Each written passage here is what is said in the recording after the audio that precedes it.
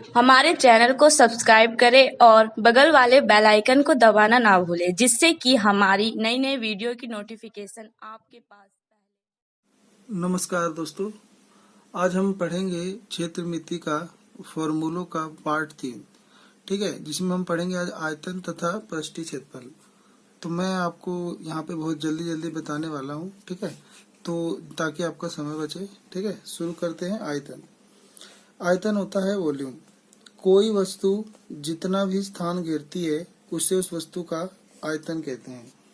अब जैसे मान लो कि ये पेंसिल ही है, ये जितना भी जगह छेक रही है यहाँ पर, तो ये जितना भी जगह छेक रही है इसे इसका आयतन कहते हैं। ये भी बेलन के जैसा नजर आ रहा है। ठीक है,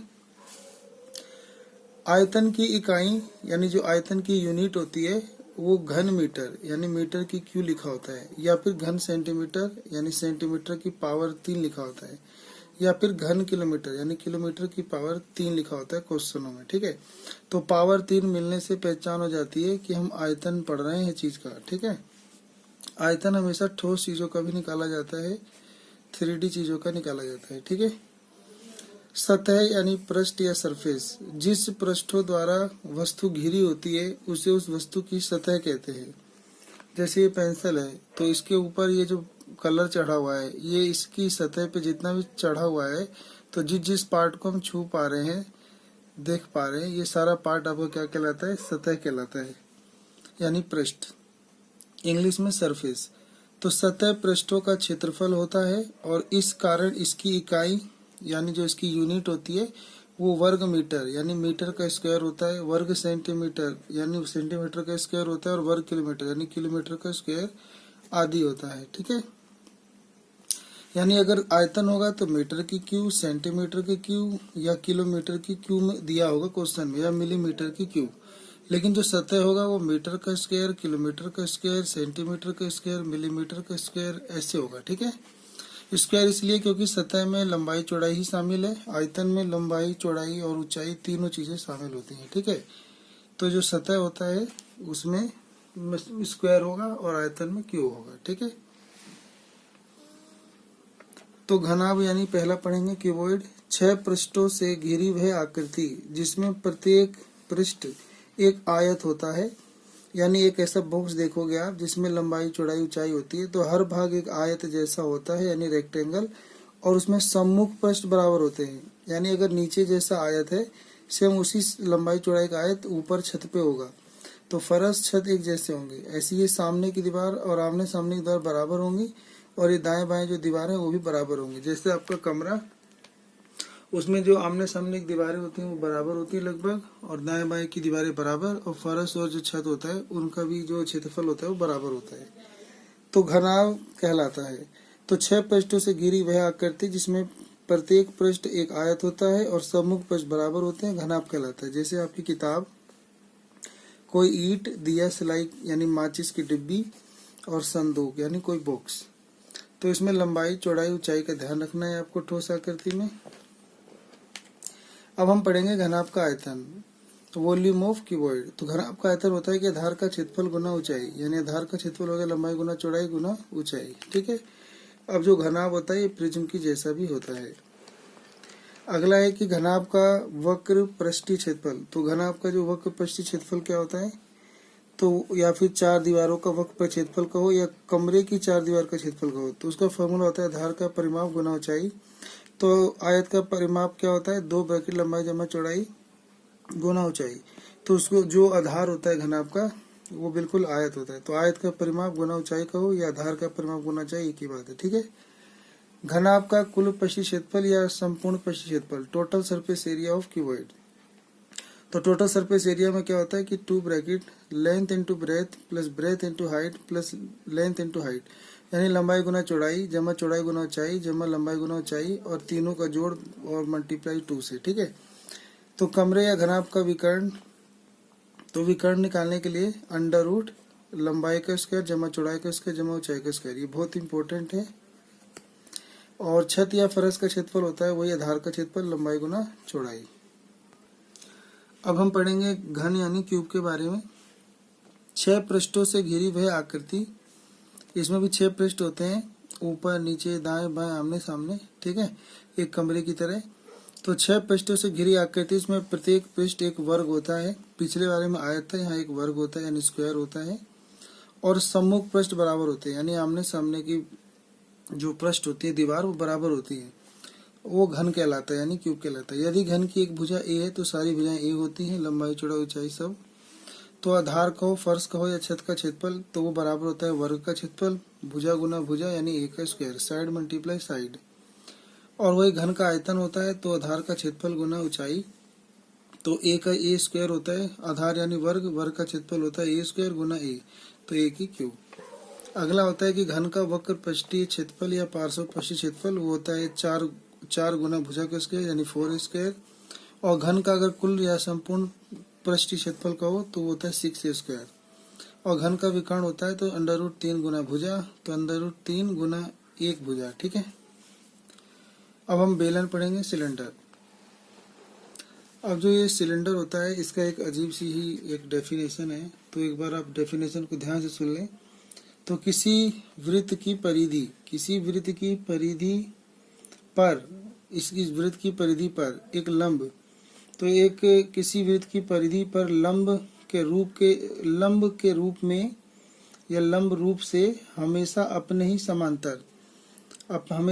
ही समांतर किसी सरल रेखा के घूमने से तो जिस पिंड का निर्माण होता है उसे समवर्ताकार बेलन कहते हैं। यानी यहाँ पर एक आयत जैसा ले लीजिए और आयत जैसा लेकर इसे इस केंद्र से इसे घुमा दीजिए चारों ओर। ठीक है, तो चारों ओर घुमाने पे एक बेलन बन जाएगा। या फिर ऐसे समझिए कोई सिक्का लीजिए और एक सिक्के के ऊपर सिक्का, ऊपर सिक्का, ऊपर सिक्का, ऐसे रखते जाइए, तो ये आपका क्या बन जाएगा, एक सिक्के के ऊपर सिक्का रखने से बेलन। ठीक है, तो जो बेलन होता है उसमें कुल 3 सतह होती है, ऊपर और नीचे 2 बराबर वृत्ताकार सिरे होते हैं। ठीक है, और बीच का जो घेरा होता है वो एक सतह होता है। इस सतह को वक्र पृष्ठ कहते हैं यानी कर्व्ड सरफेस, और संपूर्ण सतह को टोटल सरफेस यानी होल सरफेस कहते हैं। जो 3 सतह होती हैं, 2 वृत्त और एक किनारे वाली। बेलन का जो आधार का क्षेत्रफल होता है वो होता है पाई r स्क्वायर, और इसके आधार की परिधि होती है 2 पाई r, और इसका आयतन होता है आधार का क्षेत्रफल गुना ऊंचाई यानी पाई r स्क्वायर गुना h। तो पार्श्व या वक्र पृष्ठ क्षेत्रफल होता है वृत्त की परिधि गुना ऊंचाई, तो वृत्त की परिधि 2 पाई r होती है और गुना ऊंचाई। ठीक है, आप याद रखेंगे कि वृत्त का जो क्षेत्रफल होता है वो पाई r स्क्वायर होता है, वृत्त की जो परिधि होती है 2 पाई होता है। परिधि होती है इसकी लंबाई, यानी यहाँ से एक चक्कर की लंबाई होती है एक परिधि 2 पाई r, और इसका जो अंदर जो क्षेत्रफल होता है वो ये जो पूरा जगह छेका है उसको क्षेत्रफल बोलते हैं पाई r स्क्वायर। ठीक है, कुल पृष्ठीय क्षेत्रफल बेलन का होता है कि वक्र तल का क्षेत्रफल यानी वक्र सतह का क्षेत्रफल और जमा 2 गुना आधार का क्षेत्रफल यानी 2 पाई RH, यानी जो भी ऊपर वाला था। और 2 पृष्ठ तो वृत्ताकार हैं तो वृत्त का क्षेत्रफल पाई r स्क्वायर, तो क्योंकि ऊपर नीचे 2 भाग है इसीलिए यहाँ पे 2 मल्टीप्लाई पाई r स्क्वायर। अब दोनों में से 2 पाई r कॉमन ले लेंगे तो h प्लस r। अब एक खोखला बेलन भी होता है, जैसे एक बेलन, जैसे एक पाइप देखा होगा, तो एक बेलन और उसके ऊपर एक और बेलन। ठीक है, तो इसी को खोखला बेलन बोल देते हैं, होलो सिलेंडर। तो होलो सिलेंडर का जो आयतन होता है वो बड़े वाले पाई r1 का स्क्वायर h में से छोटा वाला पाई r2 का स्क्वायर h घटा दिया जाता है। अब दोनों में से पाई h कॉमन ले लिया गया है, तो r1 का स्क्वायर माइनस r2 का स्क्वायर। इसका जो वक्र पे क्षेत्रफल होता है 2 पाई h कॉमन ले लेंगे तो r1 प्लस r2, और कुल पृष्ठीय क्षेत्रफल होता है वो होता है 2 पाई h r1 प्लस r2 यानी ऊपर वाला, और दोनों वृत्त सिरे का क्षेत्रफल। तो वृत्त का क्षेत्रफल क्या होता है पाई r स्क्वायर, दोनों में से 2 कॉमन ले लेंगे, ऊपर नीचे 2 है ना, तो 2 पाई कॉमन ले लेंगे, तो ब्रैकेट r1 का स्क्वायर माइनस r2 का स्क्वायर। ये आप समझते होंगे, पहले से भी जानते होंगे। अब हम यहाँ पे पढ़ेंगे शंकु के बारे में। कोई समकोण त्रिभुज, ऐसे कोई समकोण त्रिभुज लीजिए। ठीक है, तो कोई एक समकोण त्रिभुज अपने स्थिर लंब, इसको स्थिर लंब मान लीजिए। ठीक है, तो अपने स्थिर लंब के चारों ओर घुमाकर, यानी इसको चारों ओर ऐसे घुमा दीजिए, ऐसे चारों ओर घुमाकर जिस पिंड का या ठोस का निर्माण होता है उसी को लंबवर्तीय शंकु या सिर्फ शंकु बोलते हैं। कोण, तो जो इसमें जो ये टेढ़ी लाइन होती है इसे L बोलते हैं, तिर्यक ऊंचाई स्लांट हाइट। जो ये हमने बीचों बीच खींची है वो काल्पनिक रेखा को ऊंचाई बोलते हैं शंकु की, और ये जो होती है ये होती है त्रिज्या। शंकु का जो आधार का क्षेत्रफल होता है वो होता है पाई r स्क्वायर। शंकु का आधार का मतलब ये गोल होता है ना आधार, तो वृत्त का क्षेत्रफल ही हो गया पाई r स्क्वायर। आधार की परिधि जगह 2 पाई आर जो कि वृत्त की परिधि होती है। शंकु का आयतन कहें तो 1/3 आधार का क्षेत्रफल गुना ऊंचाई, तो 1/3 पाई आर स्क्वायर एच आपको याद करना है, ठीक है। तो शंकु का वक्र या पार्श्व परिक्षेत्रफल होता है वो होता है 1/2 आधार का परिधि गुना तिर्यक ऊंचाई, तो 1/2 आधार की परिधि 2 पाई आर गुना तिर्यक ऊंचाई एल। अभी 2 से 2 कट गया तो पाई आर एल बचेगा, तो पाई आर एल, ठीक है। अगर हम कुल पृष्ठीय क्षेत्रफल कहें शंकु का कुल पृष्ठीय क्षेत्रफल तो वो होता है वक्र पृष्ठीय क्षेत्रफल और जमा आधार का क्षेत्रफल, तो पाई आर एल और पाई आर स्क्वायर, तो दोनों को कॉमन ले लेंगे पाई आर, तो ब्रैकेट एल प्लस आर। तिर्यक ऊंचाई की वही तिर्यक ऊंचाई निकालने के लिए वही फॉर्मूला आता है पाइथागोरस वाला। अगर एल निकालना है तो √h का स्क्वायर जमा आर का स्क्वायर, ठीक है। इसको उतना याद करने की जरूरत नहीं है, आप सीधा कर्ण का स्क्वायर बराबर लंब का स्क्वायर जमा आधार का स्क्वायर से भी याद कर सकते हैं। ये जो स्क्वायर है ये वहीं जाके रूट चढ़ गया बस, ठीक है। तो फॉर्मूला बन गया कि कर्ण बराबर √ लंबाई का स्क्वायर जमा मतलब हाइट का स्क्वायर जमा रेडियस का स्क्वायर, ठीक है। अगला पढ़ेंगे गोला यानी स्फीयर। एक गेंद होगा, आपने देखा होगा गेंद, इसी को स्फीयर कहते हैं। गोले का जो आयतन होता है 4/3 पाई आर क्यू होता है, यानी हम ऐसे कह सकते हैं 1/3 4 वृत्त का क्षेत्रफल गुना आर, या फिर 1/6 पाई डी की क्यू।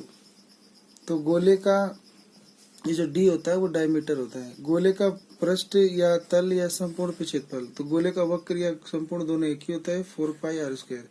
यानी एक गोले के अगर हम गोले के साइज के 4 ऐसे गोल कागज काट लें, इसी साइज के 4 ऐसे इसी साइज के मैं छोटा बना रहा हूँ, इसी साइज के अगर हम 4 पेपर यानी वृत्त काट लें पेपर पे और उन चारों को हम फेविकॉल से इसके ऊपर चिपका दें तो इसे पूरा ढक लेगा, तो इसीलिए इसका क्षेत्रफल बन गया पूरा ढकने का 4 पाई आर स्क्वायर, ठीक है। अर्धगोले की बात करें तो इसका आयतन वही होता है, ऊपर वाले का 4/3 था तो उसका आधा हो जाएगा 2/3, क्योंकि 2 से भाग देने से 4 कट जाएगा, तो 2/3 पाई आर क्यूब। पर वक्र पर क्षेत्रफल 2 पाई आर स्क्वायर, क्योंकि सिर्फ नीचे नीचे का है तो वो होता है 2 पाई आर स्क्वायर। अभी ऊपर से ये खाली है तो ऊपर का होता है पाई आर स्क्वायर। तो अगर हम कुल की बात करें तो ऊपर और नीचे दोनों जुड़ जाएगा, तो 2 और 1 3, तो 3 पाई आर स्क्वायर, ठीक है। खोखले गोले या गोलाकार शेल बोलते हैं इसे। इसका आयतन निकालना है तो 4/3 बड़े वाले रेडियस में से यानी आर की क्यू में से माइनस कर दो छोटा वाला आर की क्यू, तो आपका इसका आयतन आ जाएगा। चिन्ह को हम फ्रस्टम बोलते हैं। फ्रस्टम में ये बाल्टी जैसा कुछ या गिलास जैसा दिखता है। एक शंकु को ही अगर हम उसके आधार के समांतर से काट दें तो नीचे जो कटा हुआ भाग होता है यही आपका फ्रस्टम बन जाता है और ऊपर वाला कोन बन जाता है, ठीक है। तो जो इसको छोटा आर मान लेते हैं, इसको बड़ा आर मान लेते हैं, इसको ऊंचाई, इसको तिर्यक ऊंचाई को एल, इसको स्लांट हाइट बोलते हैं तिर्यक ऊंचाई, इसको ऊंचाई आर होता है बड़े आधार वाला त्रिज्या मैंने मान लिया है, छोटे आर को छोटे आधार का त्रिज्या हमने मान लिया है, और ये बिल्कुल समांतर कटे हैं। तो इसका आयतन होता है पाई h/3 आर स्क्वायर जमा छोटा आर स्क्वायर जमा बड़ा आर छोटा आर मल्टीप्लाई में ब्रैकेट बंद, ठीक है। और वही अगर हमें स्लांट हाइट निकालना है तो √h का स्क्वायर प्लस इन दोनों के अंतर का स्क्वायर, यानी जो रेडियस का जो डिफरेंस होगा r - r का होल स्क्वायर। वक्र पृष्ठीय क्षेत्रफल कहें तो पाई एल आर प्लस छोटा आर, तो पाई एल ब्रैकेट में बड़ा आर प्लस छोटा आर। कुल पृष्ठीय क्षेत्रफल कहें तो ये वक्र भी जोड़ लेंगे, तो pi L bracket R plus R, और इसके दोनों का इसका क्षेत्रफल आधार का क्षेत्रफल पाई आर स्क्वायर और ऊपर वाले आधार का क्षेत्रफल छोटा पाई छोटा आर का स्क्वायर। अब दोनों को ऐड कर दोगे तो बन जाएगा कुल पृष्ठीय क्षेत्रफल। तो pi L bracket r1 plus छोटा आर प्लस पाई आर का स्क्वायर प्लस पाई आर का स्क्वायर, ठीक है।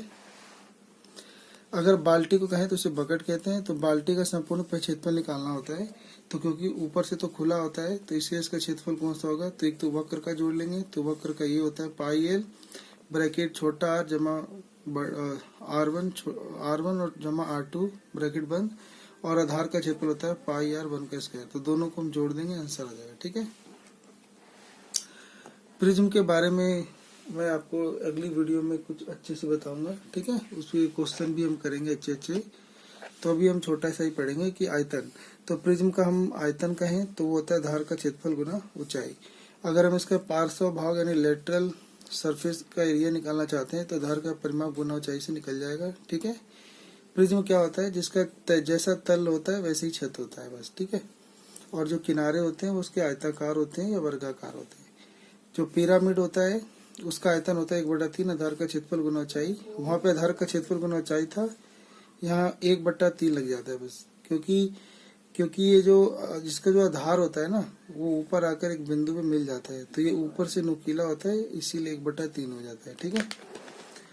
अगर हम इसका क्षेत्रफल निकालें पिरामिड का, तो आधार का क्षेत्रफल और प्लस सभी त्रिभुजाकार पृष्ठ का क्षेत्रफलों का योग। इसमें जितने भी त्रिभुजाकार पृष्ठ बनेंगे, जैसे 6 भुजा है तो 6 बनेंगे, तो 6 गुना त्रिभुज का क्षेत्रफल। ठीक है। क्योंकि मैंने 6 भुजा वाला लिया है, तो 7 होगा तो 7 हो जाएगा, 8 हो तो 8 हो जाएगा, और आधार का क्षेत्रफल यानी षटभुज का क्षेत्रफल जोड़ देंगे। ठीक है। इसके अंदर अभी ऊंचाई, तिर्यक ऊंचाई, इसको भी हम निकालना आगे की वीडियो में सीखेंगे। ठीक है। तो आज के लिए इतना ही। आप सबको ये वीडियो कैसी लगी, इसके लिए हमें जरूर कमेंट करें और अपना रिस्पॉन्स दें कि आपको हमारी वीडियो कैसी लगती है। हमारी वीडियो में कोई कमी है उसके लिए भी आप हमें कमेंट कर सकते हैं। ठीक है। तो आप सबका कीमती समय देने के लिए बहुत बहुत धन्यवाद। जय हिंद, जय भारत।